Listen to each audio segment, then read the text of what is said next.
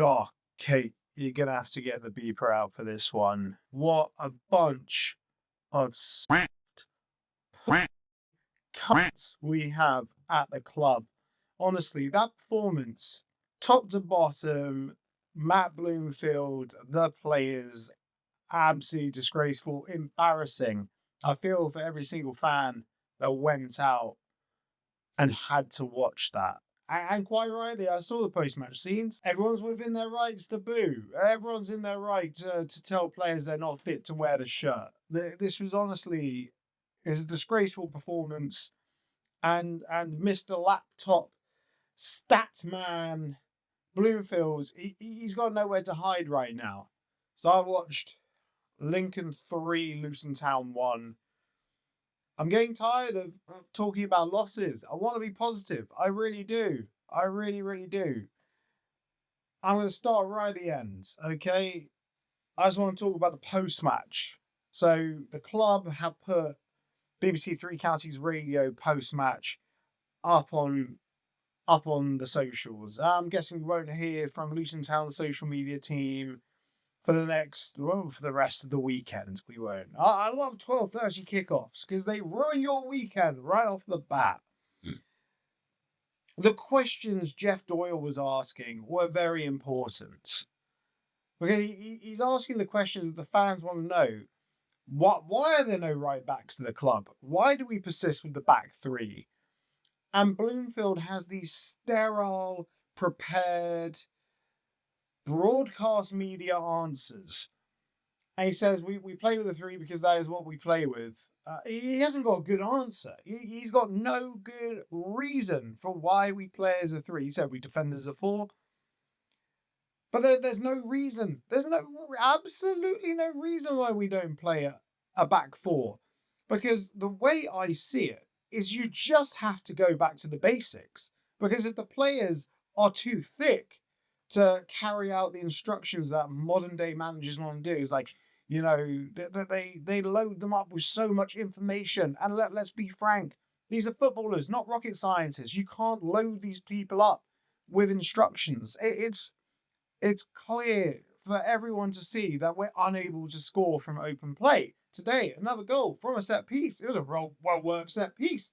One, we work on scoring from open play. But a big part of that is down to the personnel. And in isolation, the players brought in, they seem all right. They do seem all right. But when you put them all together, it falls apart rather spectacularly. And of course, this is all relative because we saw Luton Town play in the Premier League. And I'm not saying teams should roll over for us. Far from it. Look, if a team wants it, they will mostly go out and win it because they will be organised. They will have a game plan. That is what we are lacking. We are lacking a game plan. The game plan right now is play out to the wings. And that fell apart before the first ball had even been kicked, before the first whistle had been blown, because our starting lineup, it was Keeley in goal, and I was hoping it was going to be a conservative back four because it was Naismith, Mengi and Mads. Okay, so Mengi comes in for his first minutes. He's obviously played 45 minutes behind closed doors, completely different pace, and Mengi looked miles off it. I'll talk about the first goal later that we conceded. And then it's Millie Ali, left wing back. It's Nigel Longwick, right wing back. And then you have Saville sitting, Clark, Nelson, and then is Naki Wells and Jerry Yates. Jerry Yates, the friendly ghost who did absolutely nothing all game. And right away, that is an incredibly unbalanced side. At least Nigel Longwick's playing on the right because, he's right-footed. We've been persisting with playing him on the left. But he's not a right wing-back.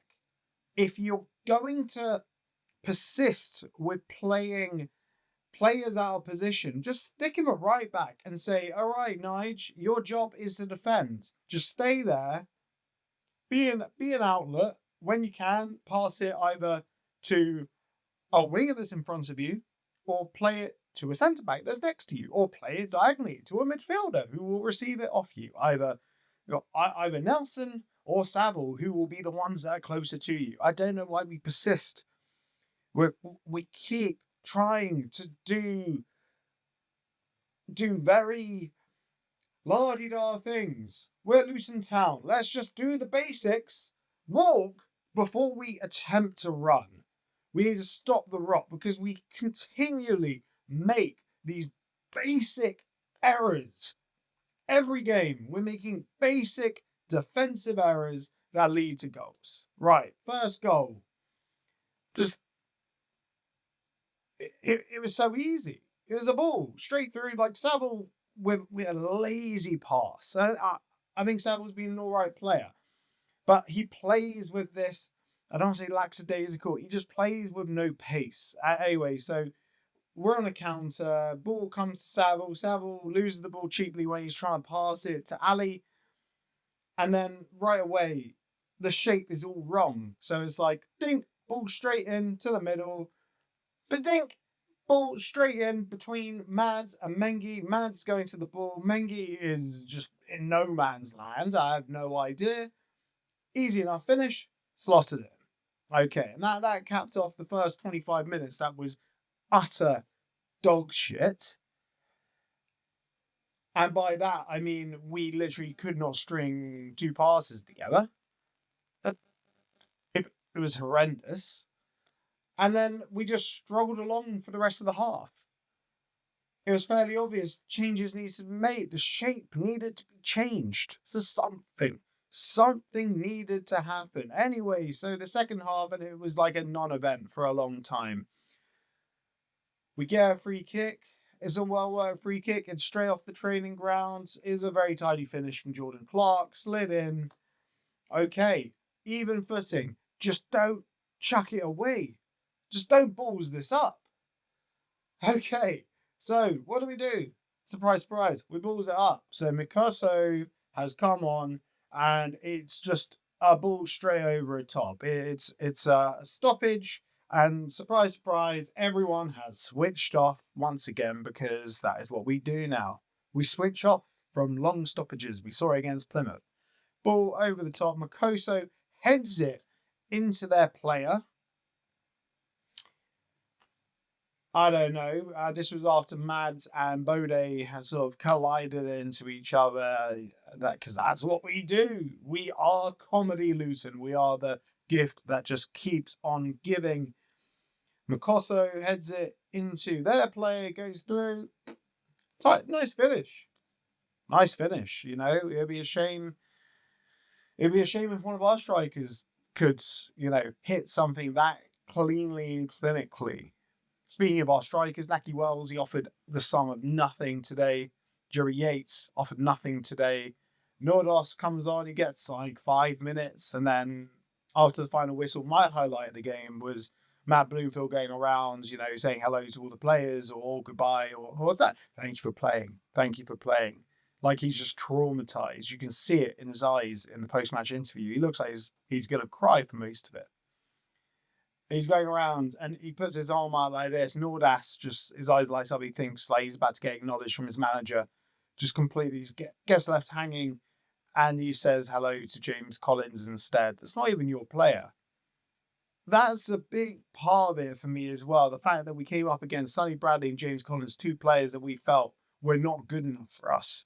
And we're playing them 2 seasons later. Well, 3 seasons later. Because Bradley left this season and got promoted. James Collins left this season. We finished in play with Elijah Adebayo pretty much put pay to his time at Luton Town. And then third goal, everyone's just given up at that point. It gets us a run of play. We're pushing, but we're not actually making anything happen. Bish bash bosh straight in down the right hand side. Bam. Game over. And it's honestly pathetic how spineless the team are. And there's nothing that you can even point to. Like Gary Sweet with his, hole from the Plymouth game, 9 times out of 10 we win that. Well, I'll tell you what, 10 times out of 10 we lose this game today. You could play this game 100 times, lose every single time because none of the players could give a shit. And that is plainly obvious. And a lot of the questions that Jeff Doyle was asking about recruitment, it's obvious. Like, recruitment's done their own thing. Like, Bloomfield's asked, like, oh, can I have a left back and a right back? Oh, here you go. More strikers. Here are some strikers. Like, he's not going to go anywhere, Bloomfield, because, look at that. Rob Edwards, he didn't go until January. But having a look at Rob Edwards' style, maybe Rob Edwards wasn't the problem. Great Scott! Because after all, a fish rots from the head. This fish is so rotten. It's what happens after something's rotten. It's just dust. Everything is just, other than on the footballing side, everything is just going wrong. And there is no semblance of it getting better.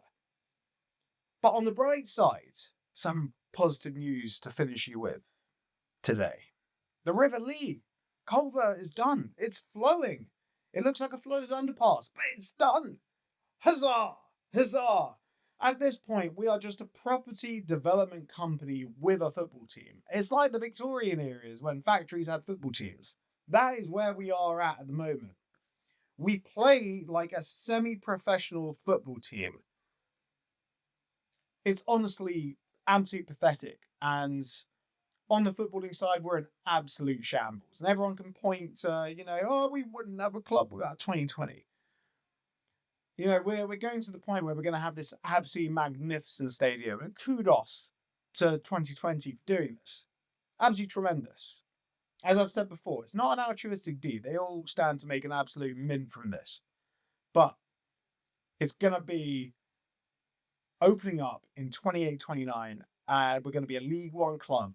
And we're going to get like 8,000 people in there. Maximum. Once the novelty's worn off. Probably be about 12,000 people.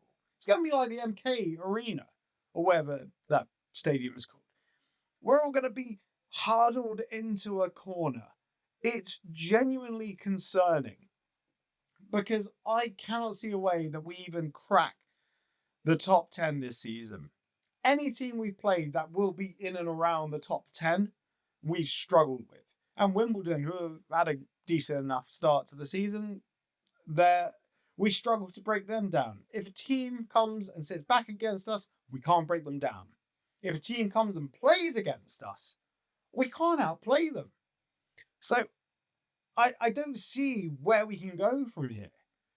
The only way I can see is we go back to the basics. You treat the players like they are literally morons. And you say, stand there. When the ball comes to you, head it out, hack it clear, pass to a man. None of this fancy modern day footballing bollocks. Do the basics. And once you can show you can do the basics, then you can start doing all the fancy stuff. Have your ice cream plain before you put the sprinkles and the flakes and all the other bollocks on top of it. Honestly, it's very, very frustrating. Very frustrating. And like Bloomfield, if you want to not play a 3 at the back, you don't have to listen to the overlord. Just do what you want to do. But please, mate, just have a personality. Let the personality shine through. Because perhaps that will impact the players. Like, I can't imagine if you're like how you are in post matches and press conferences. Honestly, had to turn off the press conference after 9 minutes because you're just so boring, Matt. If you have that personality with the players, no wonder they don't want to play for you. You're boring, mate. Develop a personality. And I don't want this to be a personal attack. Just develop a personality, take that personality to the players, but most of all, just get them to do the basics right. Honestly, happy weekend to everyone. Reminder, we have the post-match phone in. I've probably calmed down by then. Honestly, I gave this one a couple of hours because I wanted to calm down. It's just festered inside me, and it's I've become more angry about this. It's It's so frustrating. I know it's early on in the season, but hey, we're not 2 points per game anymore like we were against Plymouth, are we, Matt? And look at the XG. I'm not one for XG. Look at our XG. It was absolutely dog shit, wasn't it? Right. Anyway, everyone, I'll see you on the fan phone in tomorrow. Sure, I'm calmed down by then. And we've also got the midweek catch up Wednesday at 9 p.m. Hope to see you all there in the comments. Take care. Hopefully, the football hasn't ruined your weekends. And most importantly, come on, you permanently residing in League One, Hatters.